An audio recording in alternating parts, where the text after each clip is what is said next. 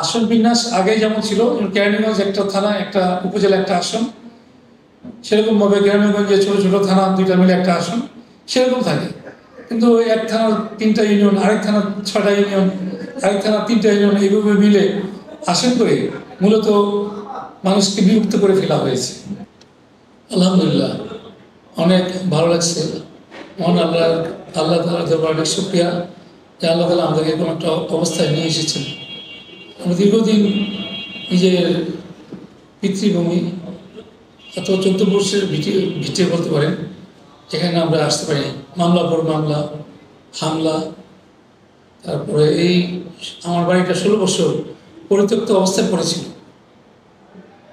এখানে মানে জনমানবহীন অবস্থায় ছিল। তারপর আমরা আসছি, এখন আমাদের অনেক আনন্দ, অনেক খুশি যে আমরা এটা শুকরিয়া আদায় করে শেষ করতে পারব না। এই যে বৈষম্যবিরোধী ছাত্র আন্দোলনের যে ছাত্ররা এর আগে যে আমাদের সমস্ত বিরোধী দল আমরা যে আন্দোলন করেছি, আন্দোলনের ফসলটা এই বৈষম্যবিরোধী ছাত্র আন্দোলনের মাধ্যমে সর্বস্তরের জনগণকে ঐক্যবদ্ধ করে যে আমরা যে একটা সফলতা পেয়েছি, একটা ভালো রেজাল্ট পেয়েছি। দেখা গেছে যে আন্দোলনে প্রত্যেকটা ঘরের, প্রত্যেকটা ফ্যামিলির দল মত নির্বিশেষে সবাই অংশগ্রহণ করেছে। ইভেন কি বাবা মা যারা গার্জিয়ান, তারা চিন্তা করছে আমার বাচ্চা আন্দোলনে গিয়ে যদি আবার নিহত হয় বা শহীদ হয়ে যায়, বাপ মারাও সব অংশগ্রহণ করেছে। এইভাবে যে স্বতঃস্ফূর্ত জনগণ রাজপথে নেমে এসেছে, এটা তাদের জন্য একটা অনেক বড় সফলতা। আর আমরা এই সফলতা পাওয়ার জন্য দীর্ঘ 16 বছর আমরা কাজ করেছি। আমাদের নেতারা গুম হয়েছে, খুন হয়েছে, হ্যাঁ, অনেকের পরিবার একদম নিঃস্ব হয়ে গেছে, অনেকের বাড়িঘর বেদখল হয়ে গেছে গ্রামে গঞ্জে বিভিন্ন জায়গায়। আমার নিজের বাড়িতেও আমি নিজে আসতে পারিনি 16 বছর, হ্যাঁ, এটা পরিত্যক্ত করেছিল। এই যে একটা আমরা সফলতা পেয়েছি, এটা এদেশের সর্বসাধারণের এটা বিজয় আমি বলবো। এবং এই স্বাধীনতা এটা আমরা ধরে রাখতে পারি, তাইলে আমাদের এই আজকে আনন্দটা আমরা আশা করি এটা থাকবে সবসময়। এই আসনটি আসলে অতীতে ছিল 2008 নির্বাচনের আগে, এটা ছিল ঢাকা 8 আসন।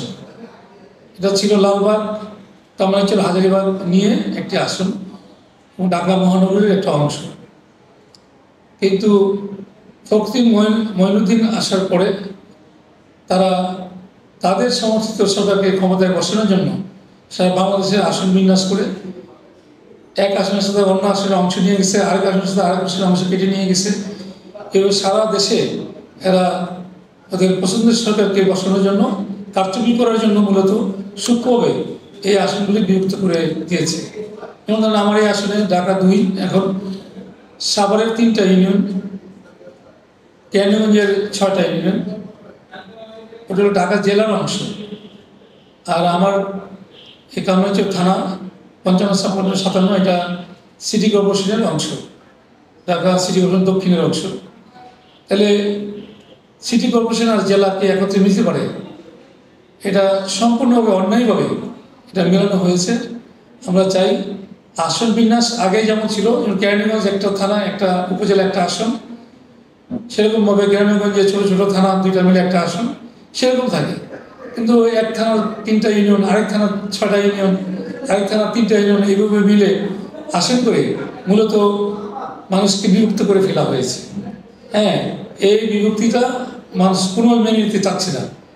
যেহেতু নির্বাচন কমিশন এখন সরকার শুরু করেছে, হ্যাঁ, সার্চ কমিটি গঠন হবে এবং আসন বিন্যাস হবে, আমরা সরকারের কাছে, বর্তমানে যে অন্তর্বর্তীকালীন সরকার আছে তাদের কাছে দাবি করব যে সারা বাংলাদেশের জনগণের প্রত্যাশা যে যেভাবে আগে অতীতে আসন ছিল সেভাবে যেন আসনগুলি পুনর্বিন্যাস করা হয়, এটাই আমার প্রত্যাশা। হ্যাঁ, আমার পরিকল্পনা হলো যে আমি জন্মলগ্ন থেকেই এই ঢাকা 8 আসন ছিল, লালবাগ, কামরাঞ্চল, হাজারীবাগ, আমরা এই কামরাঞ্চল একটা পাড়াগাছ ছিল, আমরা এটাকে মাটি ভরাট করে এবং রাস্তাঘাট প্রশস্ত করে আমরা বিগত প্রথম 91 যে সরকার ছিল সেই সরকারের সময় জেনারেল মির শওকত আলী, উনি আমাদের মন্ত্রী ছিলেন। ওনার আমলেই মূলত উন্নয়নের ধারা অব্যাহত হয়। তারপরে এরপরে আওয়ামী লীগ যে এমপি আসছে তারা মূলত কোনো উন্নয়ন করেনি। এরপরে আবার বিএনপি গভর্নমেন্ট আসছে, নাসির খান পিন্টু, সে অত্যন্ত চেষ্টা করেছে কেউ এই এলাকার উন্নয়ন হয়। আমি তাকে এজ এ চেয়ারম্যান হিসেবে সহায়তা করেছি। আগামী আমরা চাই এই আসন যাতে আমরা পুরানো ঢাকা এবং কামরাঙ্গীরচর মিলিয়ে মিশে আমরা একটা যাতে মডেল শহর হিসেবে গড়ে তুলতে পারি, সেই চেষ্টা আমাদের পথে থাকে।